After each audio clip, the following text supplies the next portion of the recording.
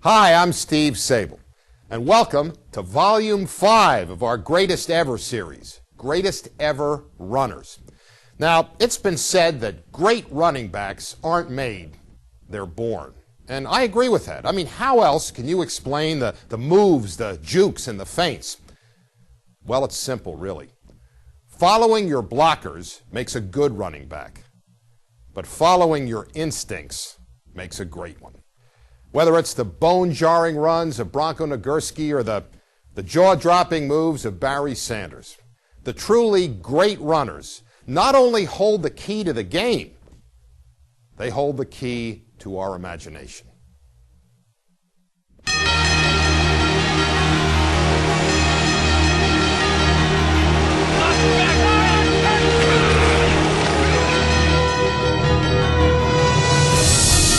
Most running backs are born, and running back especially because you need speed, the balance, power, quickness, and intelligence. So it's probably the premier position in football, although most people think that the quarterback is the premier player. I think the running back, if he's a dominating player, will be the most important player in football. I think the good running backs are able to create things and make things happen. The good running back has the ability to make a person think that they're doing something when they're actually going to do something else. You don't go out on the practice field and practice those moves. You feel those moves within yourself. You feel people around you, and you make a move. But as far as trying to teach it on the practice field, no, it can't be taught. It's a God-given instinct. If you're a running back, they pile up on you. They step on your hand when they get up. They do a lot of little things to you, I guess, to throw you off the game, if you accept it that way. But I always have a smile on my face, but I know I'm a good shot at them one way or the other.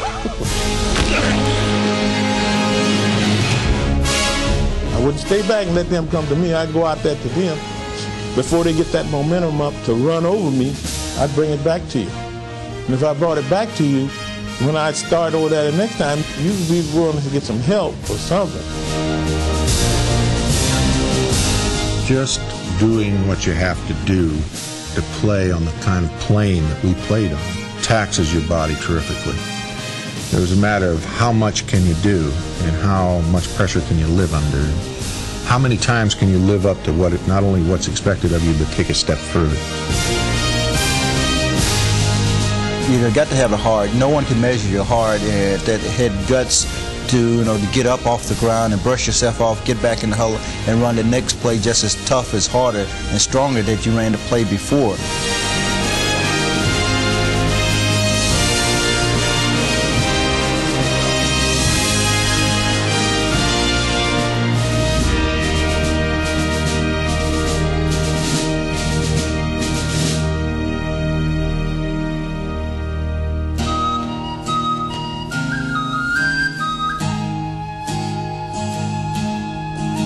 In the early years of professional football, the game's first heroes were runners who played for small-town teams on glorified cow pastures.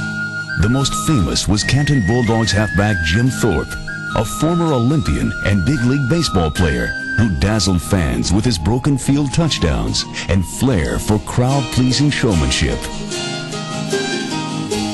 Thorpe was quite an attraction. Before the game, he would go out to the 50-yard line. He would stand on the 50-yard line and drop kick that ball and kick it over the goalpost, practically every time. Then he would turn around and do the opposite goalpost. Thorpe's fame was soon eclipsed by the galloping ghost, Chicago Bears halfback Red Grange, the first football star to single-handedly fill big city stadiums to capacity. Grange routinely commanded in excess of $100,000 a season in an era when $5,000 was considered a generous salary. The Depression days of the 1930s were brightened by Boston's Cliff Battles, a Phi Beta Kappa keyholder who chalked up the first 200-yard game in NFL history. Cliff was also the first back to win 2 league rushing titles. Battles left the game when he realized he could make a better living outside of football. Money was also the issue when Bears owner George Halas balked at shelling out big dollars to Bronco Nagurski, the man who defined the fullback position in the NFL. Despite leading the Bears to 8 winning seasons and 2 world championships, Bronco couldn't get Papa Bear to budge. I understand it was depressed years and that, but I thought I should be getting a little raise, and Halas and I couldn't get together on that. He had different thoughts, and so I retired because I didn't have to depend on football for a living, but I loved to play it, and I like to have kept on playing. By the time Nagurski appeared in his final game, a new star was emerging in Philadelphia. Honduras native Steve Van Buren overcame the death of both parents and the wiry frame to blossom into the finest player of the post-war era. Van Buren, in that period, in the 40s, was the best running halfback in pro football. Not only running halfback, he was a great blocker, great receiver, and he was also a real good defensive player. He was an exceptional athlete. At 215 pounds, I've seen him run out at Franklin Field. On the track, I've seen him run 9.5, 9.6. He was a rare athlete. He's a type of player that comes along maybe once every generation. Steve was at his best when the stakes were highest, scoring the only touchdown in the 1948 title game. A year later, in a torrential downpour, Van Buren ripped through the Rams for 196 yards, a postseason record that stood for more than 30 years. They forgot about me. In fact, they said they weren't worried about me anymore, but they were going to worry about the other halfback. They stopped him, but they didn't stop me. All told, Steve led the Eagles to 3 title appearances and a pair of championships, while becoming the first man ever to win 4 rushing crowns. Even today, many historians insist that no back was more dominant in his time than Steve Van Buren.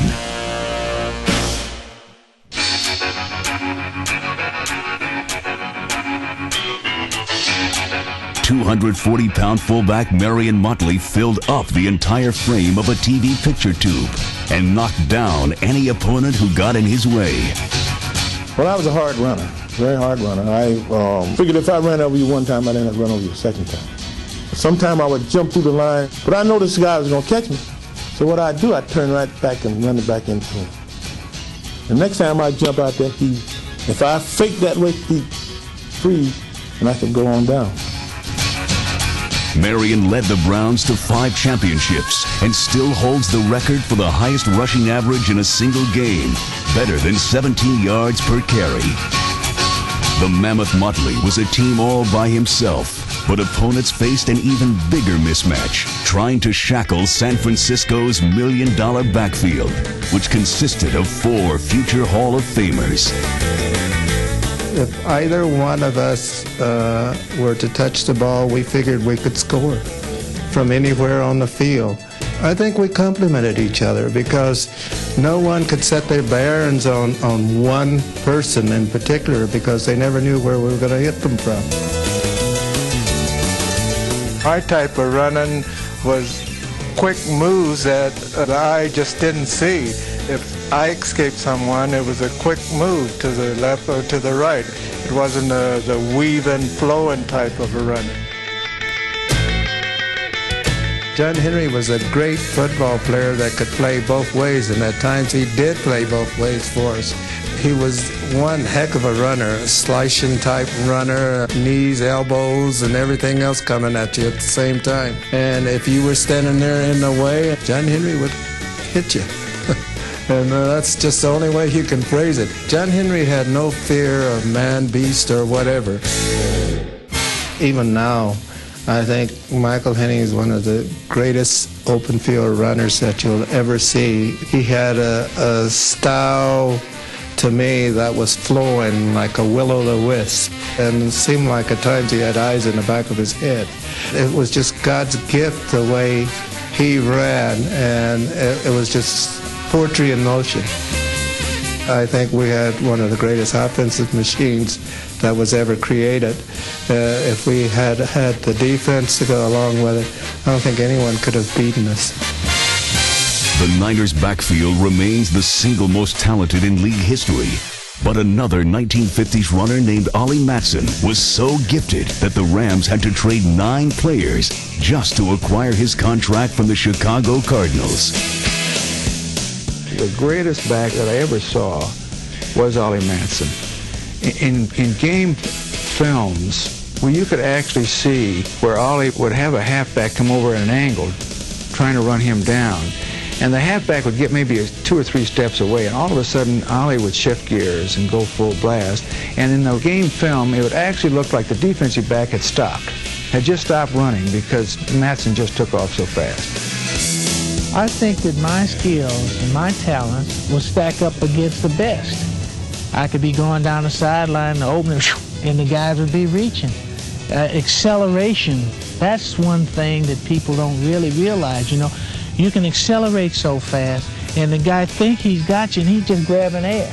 It means a lot to you when you do have the speed and know what to do with it. Now you see me, and now you don't.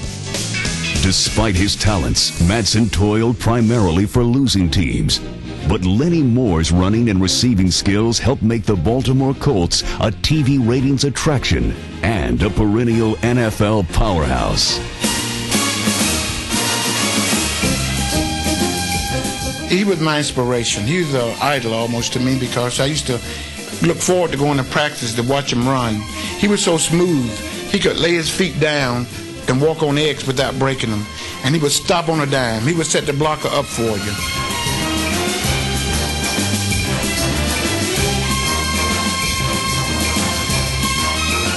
To me, it came easy. I didn't have to think about what I had to do in a game under game situations. It just happened. If you would have asked me, well, Lenny, how did you do that? I can't explain to you how I did because I don't know how I did it. I know what the play is. I know where I'm supposed to go.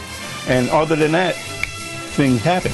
What happened was touchdowns, and Lenny still holds the record for scoring in 18 consecutive games. Perhaps no other athlete was as tailor-made for football's growing television appeal than Lenny Moore.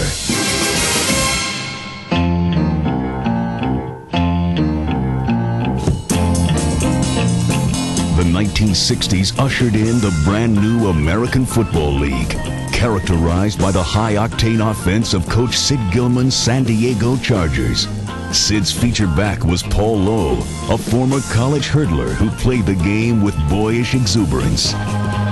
We had fun. It was a kid. We still treat it as a kid's game, and we feel like we're just out playing, like in the playground. You know, that's what it meant to us, just going out having fun. Paul Lowe had amazing escapability in his prime. I remember him running toward the right, the end sweep, getting stopped. I remember him reversing his field, coming back the opposite way. Sid yelling, no, no, no, no. And Paul is going down the sideline and Sid starts yelling, yes, yes. And I know what he's thinking, just the way I designed it. Lowe finished second only to the Raiders' Clem Daniels, a converted defensive back who became the leading rusher in AFL history. As effective as he was on the ground, Clem was even more explosive through the air, becoming one of the first pro runners ever to be utilized in his team's deep passing game. The one thing about Clem Daniels, he had great hands. He was more dangerous coming out of the backfield catching a swing pass than he was running with the ball. And that's what we feared, because in those days when you play the 4-3 defense and I happened to be the weak side linebacker, you would have to cover him, and he scared the hell out of me. AFL stars like Daniels paved the way for more wide-open offenses, but the 60s were dominated by the ground-oriented Green Bay Packers. Leading the charge was Jim Taylor, whose take-no-prisoners attitude left terrorized tacklers running for cover. He liked to hit people. He's got a body that was built for hitting people. You know, there'd be a nice hole here. He'd rather bounce off of this guy and then hit the hole. You know, he liked to punish people. No, that's incorrect. I didn't go out of my way to hit people. They would find me and hit me. But I did have a strong desire to pick up that extra 2 foot or every possible inch in each individual run. It's combat and you have to know that you're going to be subjected to pain or to suffering. So it's a matter of accepting all of this up front. Taylor was the only ball carrier to snap the otherwise uninterrupted string of annual rushing titles collected by Cleveland's superhuman Jim Brown. Jim Brown always had the same demeanor. He warmed up by himself, not with the rest of the team. And we sort of stood with our hands on the hips, watching him warm up.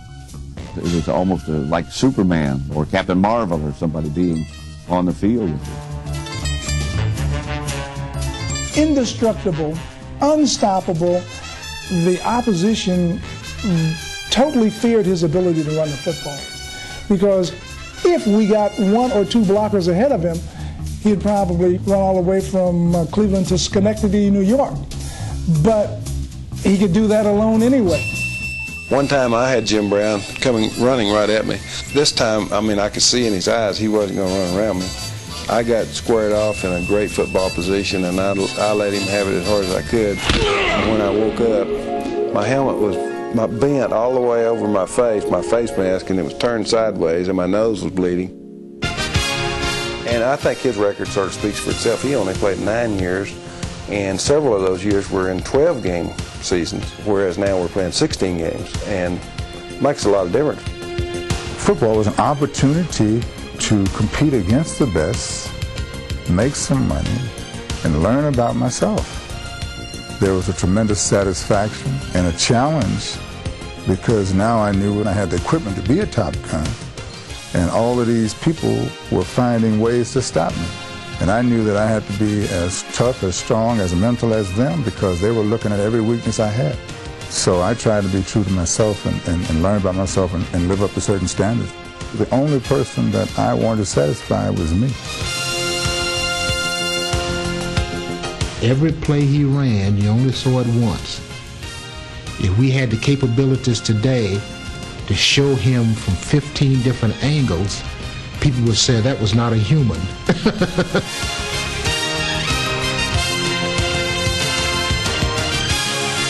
I'd call Jim Brown, still today, with all that I have seen in the plus 40 years association with the NFL, the best athlete I've ever seen, and certainly the best football player I've ever seen.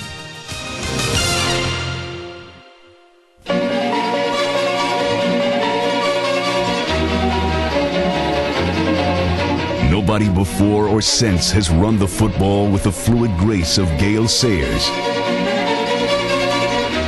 Gale scored a record 22 touchdowns in his rookie season with Chicago, but he might have weaved his magic in Kansas City had not the Bears emptied out their team vault. We did draft Gale and Lamar. Hunt also drafted him. Well, I knew Lamar had something like $500 or $600 million, and I was concerned whether he'd use that dough to get Gale Sayers. I was very much concerned about it. Then I saw game film of Gale in action, and I never saw such moves in my life. And I made up my mind right then and there. Lamar Hunt and all his dough won't mean a thing. I'm going to get Gale Sayers. The five-time All-Pro won a pair of league rushing titles by utilizing a highly developed runner's ESP that kept him out of danger. Besides the vision, there's a feel too. I can't see directly in back of me, but I can see on the side of me, and I can feel people. That's all God-given instinct. You can't practice on that. It's no way you can practice on that. You just gotta have it, and the man upstairs gives it to you. Gale was the youngest man ever inducted into the Hall of Fame. He was eventually joined by Buffalo's O.J. Simpson, who credited an innovative addition to the Bills' playbook for his ground-gaining success. There's one play that came in a few years later. We ran it, we called it 26. It looks like a dive, and then, you run out of the eye. And I remember in practice telling Jim Ringo, our offensive line coach, that the play can't work. It's taking me too long to get to the point of attack. For the first time we ran the play, I must have gone 88 yards for a touchdown. That play became a real big play for us. I think I may have scored 4 or 5 times on that play years later, over 40, 50-yard runs, from that play alone. Even Pittsburgh's Steel Curtain, one of the toughest defenses in football history, couldn't bottle up the juice. We had him inside their 10-yard line. Went into a goal line defense. He broke through that first wave, and he was gone. Nobody could catch him. He was a great player. Simpson became the first back to gain 2,000 yards in a season. But a star in Minnesota named Chuck Foreman annually approached the same output as both a runner and receiver. Foreman's graceful pirouettes transformed a stodgy, predictable Vikings attack into one of the league's flashiest, and his all-purpose skills led them to 3 Super Bowl appearances during the 1970s. Remember, he did a lot of twisting. He'd do those full turns on a dime and come back. He'd go to make a cut. Instead of a direct cut, he might spin all the way around.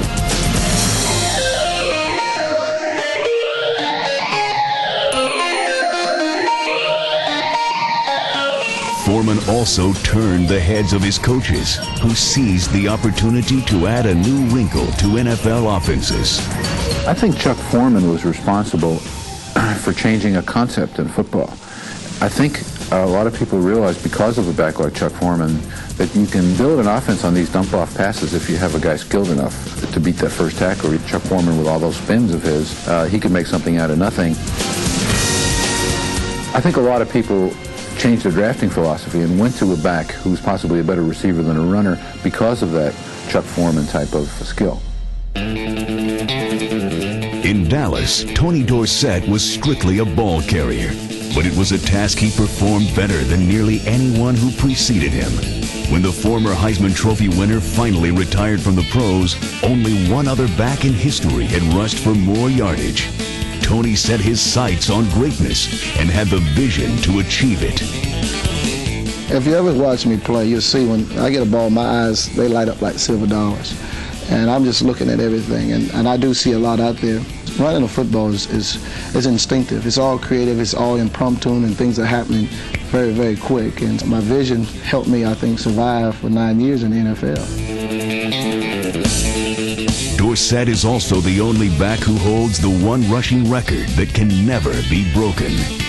Goal line defense for the Vikings. The handoff, Dorsett up the middle. Here he goes. Cuts to his right. Going all the way. To the 30. To the 40. He's got 2 men to beat. To the 40. To the 30. To the 20. To the 10. The 5. Touchdown! Unbelievable! Tony Dorsett is in the record books. 99 yards. When you look back on it and see Tony Dorsett's name at the top of every running list that was ever compiled, you'll realize how great a running back he really was. He's going to score, and Tony Dorsett on the touchdown!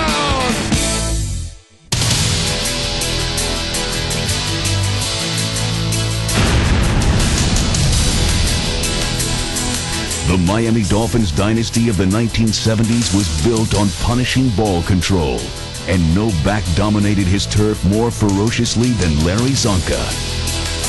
Zonk was probably the toughest fullback to ever play the game. He was an emotional type on the field. He would take the blows and shake them off, and guys used to really try to punish him too, but he did most of the punishing. He's the only running back I've ever seen get a penalty while running football. Without physical offensive line and a physical fullback like Zonk, we did wear down a lot of teams. He's just a brutal specimen, big, strong, listed at 239, but probably on game day weighed 250 to 255. And he was just a big, tough individual. I lived a very violent life in the NFL, and I liked it that way. It was great. I had great people around me to help support that style. But the thing they remember is being affiliated with a team that not only went to the Super Bowl several years in a row, but went once and was undefeated. Zonka was a crucial element in 2 world championships, but the Pittsburgh Steelers doubled that output in the 70s after the arrival of Franco Harris. Franco really showed us that we could win, because before Franco, we did not win. And the big game, there was no one better than Franco. No one. I mean, he lived for them. Whether it was his astonishing immaculate reception or MVP honors in Super Bowl IX, Harris raised his already lofty regular season standards to even higher ground in the playoffs. What makes things special? Is every day the same? Is every day Christmas? Is every day Easter? No, it's not. So when someone tells me that the middle of the season, regular season game is the same as the championship game, not to me it isn't. Franco carried the ball more times for more yardage and more touchdowns than any player in postseason history. But while Harris made playoff appearances a regular habit, it seemed highly unlikely that Jets fullback John Riggins would ever be in the national spotlight for anything else other than his eccentric grooming preferences. I'd always wanted to have a mohawk when I was a kid, but my folks wouldn't let me. And I finally dawned on me, I said, well, gee whiz, I'm growing up now. I can have one if I want one. So I did it. Riggins looked the part of a Native American, but continued to battle for the losing side until he switched tribes and became part of the Washington Redskins. The exotic haircuts vanished as Riggo transformed himself into a human battering ram. John Riggins used to deliver lumber. Nobody hit John. John hit people. Riggins set new league records for touchdowns, saving the biggest score for the most important game of his life. Crank up that diesel. Let's go diesel. There's the snap, hand to Riggins. Good hole, he's got the first down to the 40. He's gone! He's gone! He's gone! Touchdown, Washington Redskins! Riggins left the NFL with over 100 touchdowns and a Super Bowl ring. While down in Houston, another power back named Earl Campbell accumulated statistics of a different kind. Nobody left more black and blue defenders scattered like rubble than the Texas Terror, known as the Tyler Rose. You just could not tackle him with a hand or an arm now. You can forget that. In fact, you couldn't tackle him with a shoulder a lot of times, unless you had 2 or 3 sets of shoulders. He'd break into the open, he'd look somebody up to run over rather than look somebody up to dodge. Hell, I don't believe he ever finished a mile run, but I've never seen a football field a mile long, so it didn't bother me. On 4th and a mile, we wasn't going to give him the ball. I knew what was going to happen, and they knew what was going to happen.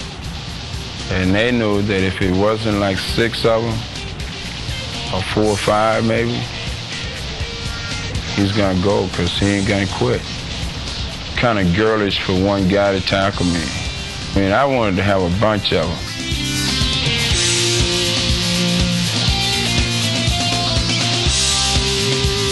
Earl's reckless style was bound to take its toll, and it eventually did. He played only 8 seasons before his body finally gave out. But in his time, there was no player more beloved by Oiler fans or more feared by opponents than Earl Campbell.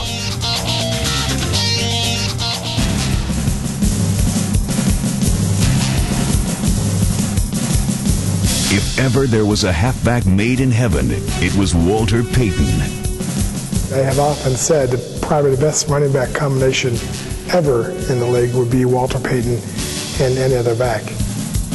Payton was not the swiftest, the strongest, or most elusive of runners, but his drive to excel and total disdain for failure made him the most prolific ball carrier the NFL has ever seen. Everybody looks at this physical quality or that physical quality and forget about the heart. And the heart's what makes a great one. Walter Payton, he's too short my butt. I mean, he got the heart. Payton's powerful legs churned out the yardage, finishing runs in style with his patented show pony strut. But Walter wielded his muscular arms for a decidedly different purpose. I used the straight arm for several reasons. I didn't have that breakaway speed like a lot of the other players had, and I utilized the stiff arm to even things out, because someone, they just couldn't run up and lay a hit on you. They had to, once they got closer, they had to start thinking about other things. What is he going to do? If he's going to attack me, use a stiff arm or slow down or what? Payton could dish out the body blows better than any back, but he gained league-wide respect for his ability to absorb punishment in equal measure. I can remember a time he had a terrible knee up in Minnesota, and Fred Cato, who was our trainer, said there's no way he can play. He gained 175 yards with a knee that nobody else would have dressed with. And the day he set the single-game rushing mark, he had the flu so bad he was throwing up and had a fever, and he ran for 275 yards. What makes a great player?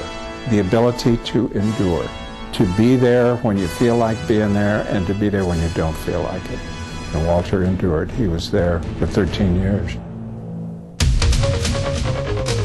Right behind Payton on the all-time rushing list is Eric Dickerson, whose gliding gallop fooled some who believed he wasn't operating in top gear. People used to say that I didn't look that fast and I wasn't running hard, but I ran track and my strides were so long and I guess easy, because when I came to the Rams, John Robinson said, Eric, come here. I said, yes. You have to run full speed. I said, Coach, I am running full speed. I said, I tell you what, get out here and try to catch me. So I went after my first big run that I had against the Jets, 85-yard run. He said, you were running full speed that day. Out to the 30, 35 to the 40, to the 45, to the 50, down to the 35, down to the 25, down to the 10, 5, touchdown, Eric Dickerson, 85 yards. As a rookie, Dickerson led the NFL in rushing. Then, in only his second season, Eric shattered what was considered one of football's most unassailable records. The next year, coming in, I said I'd get 2,000 yards. I knew I would. At that time, I just felt like it was so simple. Eric's 2,105 yards is now the annual target for NFL running backs. He's got it, and a brand new single-season rushing record for the outstanding star from Southern Methodist. While Dickerson was setting standards in Los Angeles, San Francisco counterpart Roger Craig was becoming the first back in history to gain 1,000 yards running and receiving in the same season. You have your great runners like the Dickersons, you had your Dorsets and players like that, but you know they weren't the type of runners that could catch the ball and do something with it. And I think the game has changed tremendously over the years, that you have to be an all-purpose back to survive in this league. My biggest asset as a runner is I try to change up. You know, I be aggressive one time, and then another time I might just be a finesser, you know, as far as faking them out or not giving them a clean shot. I think you have to change up a little bit. You just can't just be just one style runner. I mean, you have to be able to, you know, mix it up a little bit, just like a boxer. I use my knees instead of my fist. There's a draw up the middle to Craig, and he breaks loose and runs loose. He gets used to the 30, to the 25. He's down to the 20. Breaks loose again. He's to the 10. 5. Touchdown 49ers. Oh, what a spectacular run by Roger Craig. Craig collected 3 Super Bowl rings to go with his yardage, but the Cardinals' Otis Anderson wasn't as lucky. O.J. had to be content with a string of 1,000-yard campaigns and very little else. I was on a losing man mentality. I never won anything, because when I was a Cardinal, we would be winning a lot of games, but came down the third, fourth quarter, somehow, some way, we lost. So I never knew what to expect. I just said every game that they was winning, I just knew they were going to lose. But Anderson's fortunes changed after he was traded to the Giants. When injury struck, the 33-year-old warhorse proved there was still plenty of bounce in his step. 13-10 left, give to O.J. Anderson, swings the right-hand side, breaks the tackle across the 30, 25, he's on his horse to the 10, 5, fights his way in for the touchdown. I could have scored on that son. Hey, from there to I showed speed. I got smart. I could have made 20. Years of defeat were wiped away in one glorious night when O.J. Anderson took center stage.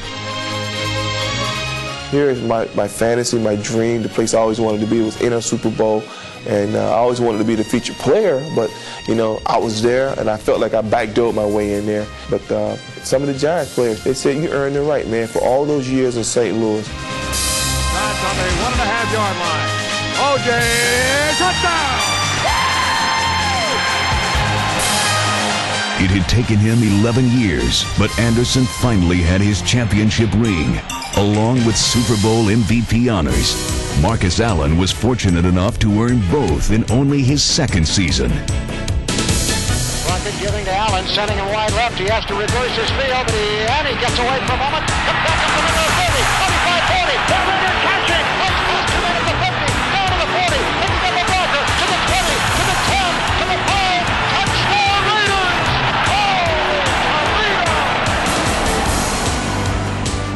That was the one time that I remember being in a zone, if you can remember such a thing. I mean, everything was going absolutely right. I mean, the visualization of holes, things were moving in slow motion, and I felt that I was, at least they were moving in slow motion, and I felt that I was at top speed at all time. It was really a strange thing, but a wonderful thing, and I got it at the right time, and that was at the Super Bowl. Well into the next decade, Allen continued to set records and score touchdowns. First with the Raiders, then with the Kansas City Chiefs.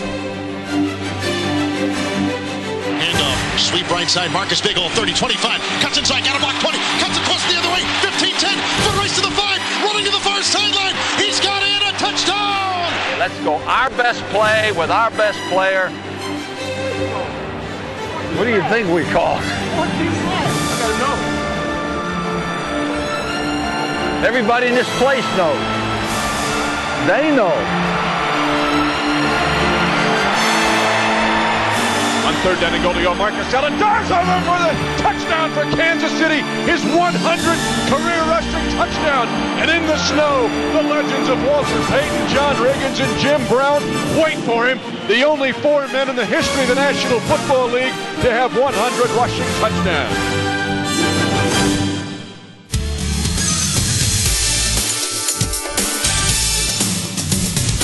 Resolve, the power to persevere when lesser men would be daunted. It's an attribute Thurman Thomas has always had. Take Super Bowl 25, for example. Thomas could easily have won the MVP trophy, but when the Bills lost the game, he lost the hardware. Rather than make it his focus, he made it a footnote. For Thomas, thriving requires as much temperament as talent. Everybody waiting for us to fall? We may fall a little bit every now and then, but we always know one thing, we're going to get right back up. He has, in my mind, the single most important quality of a great running back, and that is balance. He can be hit, and you don't topple him, you move him to the side. Because of his great balance, he has the ability to cut. He has great discretion, when to turn it on, when to go outside, when to cut it back, when to lunge forward. Beyond that, and this was quite a bonus for us, he's a magnificent receiver as a running back. We didn't know he was that good a receiver. Coming out of college, he rarely caught a ball. You have a lot of running backs who can just run the football, and that's just about all they can do. I like to expand my game, and expanding my game is blocking or when I have to pick up blitz, and also pass receiving. Not the little 5-yard passes, the 10-yard passes, but also the passes downfield 25 and 30 yards. 7 consecutive years with 1,000 yards rushing and a record 4 straight seasons leading the league in yards from scrimmage are proof of Thurman's versatility. Thomas is a jack of all trades, but the undisputed king of contortions is Barry Sanders. The first thing you do when they hand them the ball is you stop breathing, and your eyes get real big, and you watch. And you sit, move closer to the TV or to the edge of your seat in the stadium, and you just wait for something great to happen. It might be a 6-yard run, it might be a 60-yard run, but it's going to take your breath away from you. And bumps to the 40, breaks it, 35, 30, he's gone! Unbelievable! Oh my gosh, what a run! You can't say they got him. Like it was bottled up for nothing. Because, until the whistle blows, they don't got him. I thought he was down. I did too. Rodney Peete draw to Barry. Barry skirts to the 15, looks for running room, cuts to the 10. He's to the 5, and will take it in. Touchdown, Lions. Oh, that is one of the great runs you'll ever see. Trying to tackle Barry is a frustrating and futile pursuit, like whispering in the wind. And perhaps that's how best to describe him, like the wind. For he moves as if propelled by forces beyond man's control. With the sudden swirling power of a winter gale or the ethereal touch of a summer breeze, Sanders' ability has an elemental quality hard to articulate, but easy to appreciate. When you look at Barry Sanders on the football and you see him do the amazing thing, run after run, sometimes you just got to look to the heavens and say, wow. Barry Sanders with a move that Mikhail Baryshnikov couldn't make. There are some times when he'll get the ball and literally not get touched. He's doing this against the best in the world. How could someone be that much better than everybody else? I wasn't terribly attracted to soccer or getting involved in some band, or being an actor, a race car driver, I don't know. I've always liked ball. Being able to go out and compete, being healthy and young and having the physical ability to go out and do really well at something that I really like doing is something that is really fulfilling for me. Sanders' unassuming ego and unabashed ability make him at ease anywhere. But today's most accomplished runner is only comfortable when he's in the zone. Fortunately for Cowboy fans, that zone is a movable feast. Smith coming right, trying to outrun the coverage, makes a cut, gets it. Oh, he's still going. Oh, he's going to score. Oh, this is incredible. I've been asked so many times about, what makes Emmitt special. You've heard people talk about his great leg strength or how he makes people miss and how he's able to break tackles and how he makes long runs even though he doesn't have great speed. The biggest thing is he got just such tremendous pride. I mean, he has pride that he wants to be the very, very best, and that's what drives him, and that's what gives him the determination during a ball game. He's a great player and the best running back I've ever seen in my life. I feel that he gets better not only as the game goes on. He runs stronger in the fourth quarter than he does in the first quarter. I think he runs harder at the end of the season than he does in the beginning of the season. And maybe this is a trend where as his career progresses from year to year, he's getting better as his career gets longer. So I think he's just one of those unique athletes that seems to thrive and to get better as things progress. 4 rushing titles in 5 consecutive years with more than 1,400 yards rushing are impressive enough. But it's Emmitt's ability to follow not just his blockers, but his instincts that make him the game's most valuable runner. I think in the third and fourth quarter, when I am doing some of my best running, I feel like instinct is starting to take over. Those instincts are sharpest in the clutch, at the goal line. When you're down that close, and you work so hard to travel the length of the field, and you must reward not only yourself but the team by hopefully punching that ball in the end zone. And when you get down that close, all you have to do is make 1 or 2 people miss, and the rest of it is actually momentum and power that's going to get you into the end zone. In 1995, such power propelled Smith to the end zone a record 25 times. To the 1, touchdown Emmitt Smith, hello record.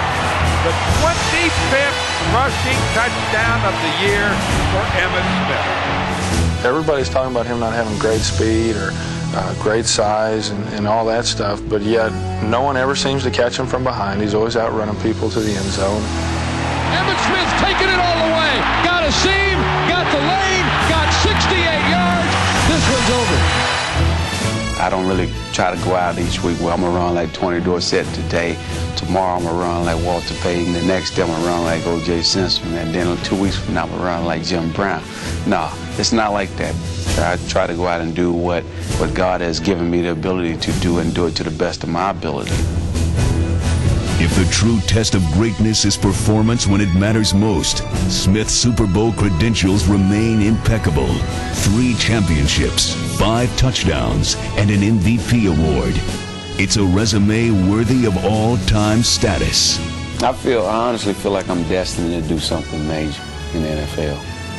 I just feel like that. I don't know why I feel like that, but I feel like God has definitely put down a path for me, and I'm trying to follow that path close as possible. I think when you talk about running backs, you got to talk about all the great running backs, all the way down from Red Grange down to Earl Campbell. I mean, from Walter on down. I am in a fraternity of running backs. The game itself hasn't changed. And I believe the running backs 10, 15, 20 years ago can come step right in and do things that we're doing now. But the kinship to the great ones, they're great for a reason. And I continue to aspire to be like them or be as good as they were. And that's what I'm striving for right now. Aikman draw to Smith.